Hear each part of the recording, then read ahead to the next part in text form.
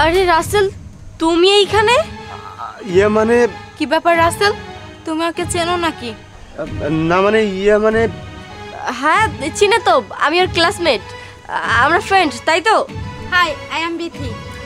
Hello, Kabita. আচ্ছা, তোমরা কি হাজবেন্ড ওয়াইফ নাকি? আরে না না, আমরা গার্লফ্রেন্ড বয়ফ্রেন্ড। ও আচ্ছা, তা বিয়ে কবে করছো? আরে না, আমরা এখনো বিয়ের সাথে চিন্তা ভাবনা মাথায় আনিনি, কিছুদিন দেরি হবে।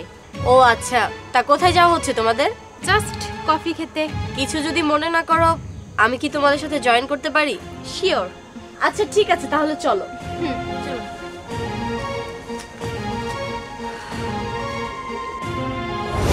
আচ্ছা, তাহলে তোমরা বিয়ে কবে করছো? ইয়ে মানে আরে বললাম না, আমাদের বিয়ে করা কিছুদিন দেরি হবে। ও আচ্ছা। আচ্ছা, তোমাদের রিলেশন কতদিনের? আজকে 1 বছর পূর্ণ হলো। কংগ্রাচুলেশন। আচ্ছা যাই হোক, তুমি কেন কথা বলছো না?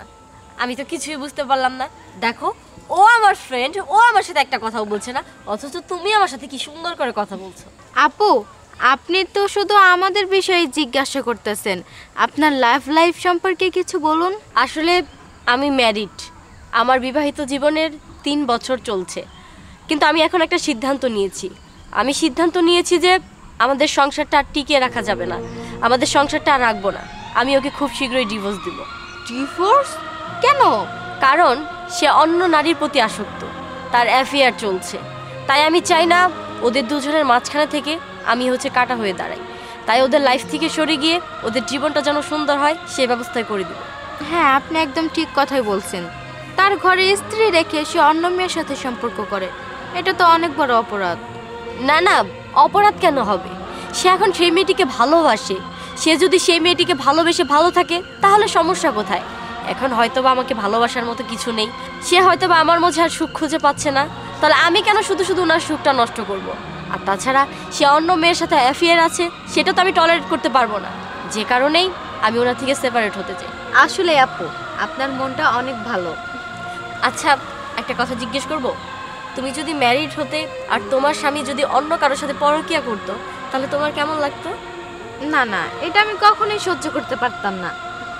আচ্ছা ঠিক আছে, তোমরা থাকো, আমি এখন আসি। ভালো থাকিস।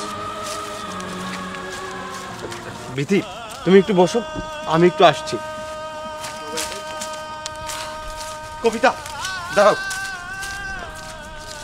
কবিতা, আমি একটা ভুল করে ফেলেছি, প্লিজ তুমি আমাকে ক্ষমা করে দাও।